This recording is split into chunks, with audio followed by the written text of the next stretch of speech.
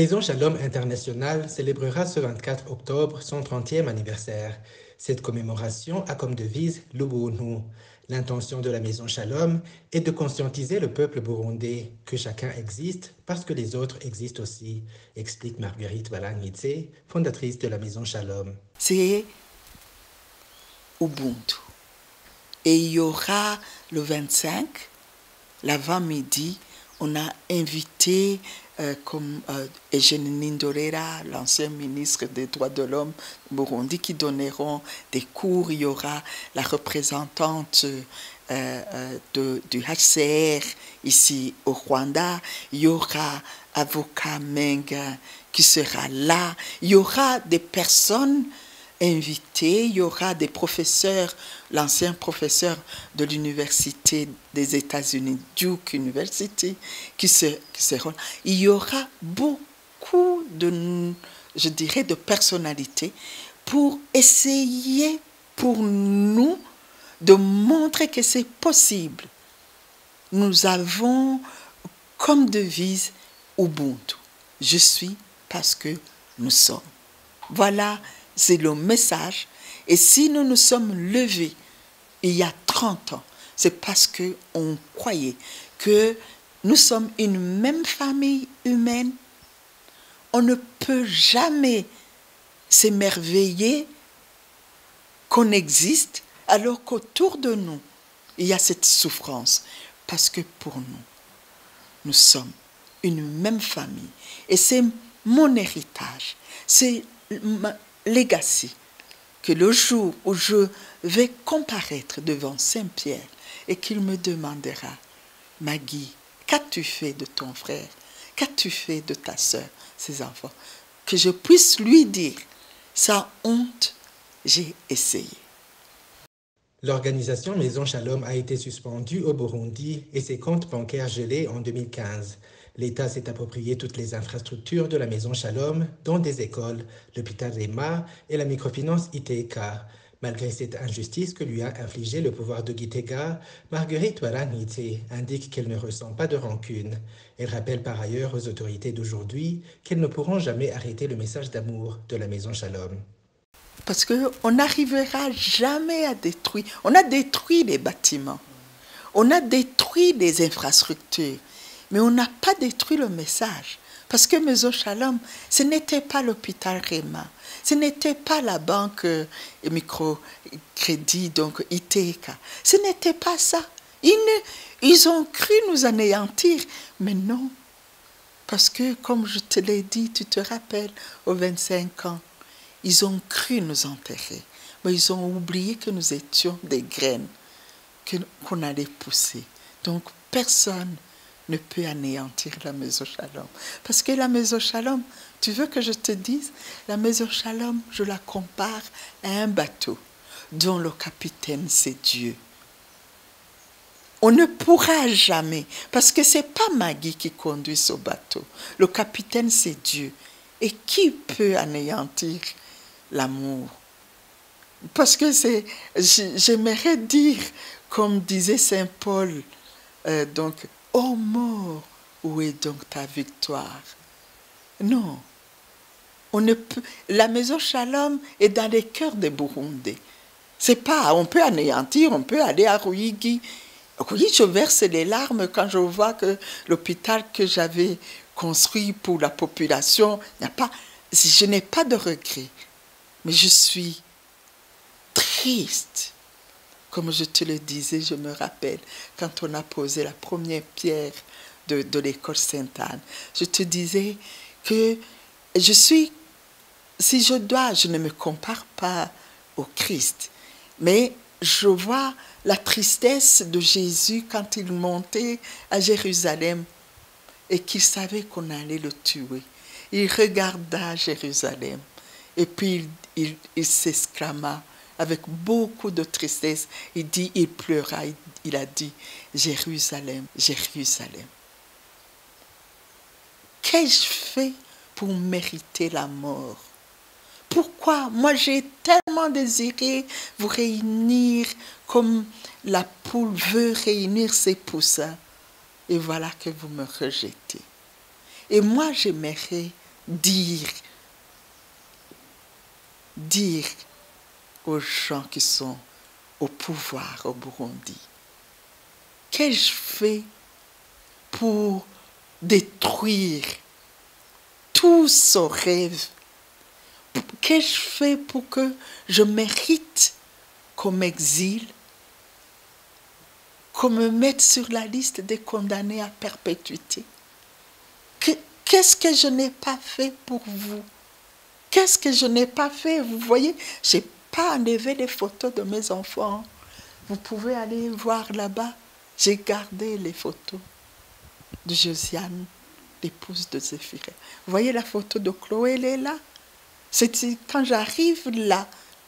Mais c'est une souffrance d'une maman. Ce n'est pas les regrets de dire... Moi, quand je vais... On me demande même pour Mahama, pourquoi tu construis? Parce que quand tu vas à Mahama maintenant, il y a les restaurants, il y a les fermes, il y a maintenant toutes ces écoles de métiers. On est en train de les construire. Il y a la cordonnerie, il y a la manicure, pédicure, il y a la menuiserie, il y a l'art culinaire, il y a tout. Il y a les salles de réception, il y a e-learning, on a installé là. Parce que je le fais pour l'humanité, mais je le fais aussi pour ceux qui fuiront. Parce que le Burundi est devenu une prison à ciel ouvert. Alors, en tant que fille de cette patrie que j'aime, parce que c'est ma maman, le Burundi, et je l'aimerai parce que je te l'ai toujours répété, j'ai deux mamans. Ma maman Thérèse, biologique, et j'ai ma maman, le Burundi, qui m'a donné l'identité. Et on ne peut jamais abandonner sa maman quand elle est à l'agonie. Donc je ne regrettais pas ce que j'ai fait. Je l'ai fait par amour filial. Ma maman, le Burundi. Donc je reconstruirai et je prie le bon Dieu. Mon rêve, c'est de pouvoir retourner et rebâtir de nouveau. Mais d'abord rebâtir les cœurs des Burundais. Leur dire, la mort n'a jamais le dernier mot. Jamais. C'est l'amour qui triomphe, toujours. Et c'est ça son message. Je n'ai pas... Quand tu me regardes, tu trouves une femme amère qui a des regrets? Jamais. Jamais. Je l'ai fait pour mon peuple, pour mes frères et sœurs burundais. Et je le referai. Et tout ce que je suis en train de faire ici, justement, c'est pour les Burundais. Parce que pour que nous ne courbions pas les chines, pour qu'on ne disait pas qu'on nous a anéantis, nous sommes restés debout et rayonnants de toute humanité. Et c'est le livre qui va sortir cette année. Mon livre, c'est rayonner de toute votre humanité. La célébration de ce 30e anniversaire coïncide avec l'arrivée d'un nouveau directeur à la tête de la Maison Shalom. Il s'agit de Dr Thierry Mako, qui n'est pas du tout un inconnu, parce qu'ayant déjà presté dans le passé à la Maison Shalom. Dr Thierry Mako promet qu'il apporte son expérience acquise lors de son séjour en Afrique de l'Ouest pour contribuer à la réalisation des nobles missions de la Maison Shalom. Pas vraiment 10 ans, non, parce que j'ai été à la Maison Shalom depuis 2008.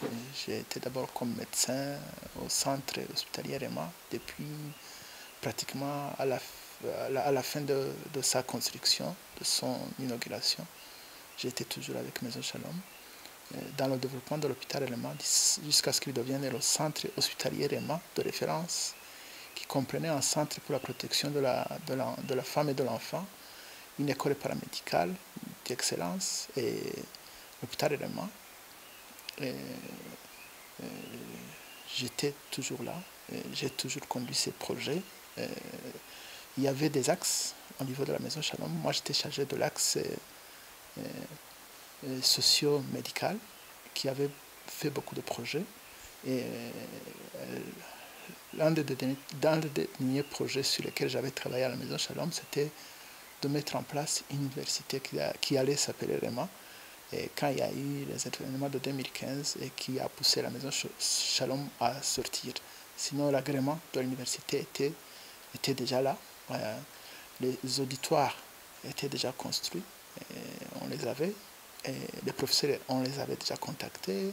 Tout était en place et on allait commencer au mois de septembre, quand il y a eu ces événements qui ont poussé la maison Shalom à quitter le Burundi. Donc, je ne suis pas tellement du sang nouveau. Seulement, j'ai fait une petite interruption où j'ai acquis d'autres expériences, où j'ai travaillé en Afrique de l'Ouest dans des projets et où j'ai eu à faire aussi une spécialisation en gynéco-obstétrique et où j'ai aussi appris à gérer des projets. Voilà. Donc j'apporte cette nouvelle expérience pour contribuer aux activités et à la vision de la Maison Shalom. Sur la question de savoir si la nomination d'un médecin à la tête de la Maison Shalom ne signifie pas que la Maison Shalom veut prioriser le domaine de la santé, Dr Thierry Mako répond que la Maison Shalom n'a jamais laissé de côté le secteur de la santé et que même maintenant, ce secteur restera parmi ses zones d'intervention. Puisque Maison Shalom n'a jamais arrêté de soutenir l'axe de la santé, oui, parce que c'est un appui en santé que la Maison Shalom a toujours fait. Et même ici au Rwanda, il y a beaucoup de réfugiés et beaucoup de Rwandais, de la population haute, vulnérable. Il y en a beaucoup qui bénéficient de la carte mutuelle pour aller se faire soigner. Il y a beaucoup de personnes qui reçoivent les subventions pour se faire soigner ou bien dont les factures de soins sont payées par Maison Shalom. Donc, la Maison Shalom n'a jamais abandonné cet axe. Donc, cela n'est pas exclu aussi qu'on puisse faire des projets en santé dans les prochains jours. Marguerite Baranitse a fondé la Maison Shalom au début de la guerre civile en 1993, lorsqu'elle a accueilli les 25 premiers enfants orphelins. La Maison Shalom ne s'est pas occupée que des enfants victimes des atrocités de la guerre au Burundi. Elle a étendu ses actions au Rwanda et en République démocratique du Congo. En 2016, Marguerite Baranitse a été nommée première lauréate du prix Aurora pour ses efforts extraordinaires visant à sauver des milliers de vies pendant la guerre civile au Burundi.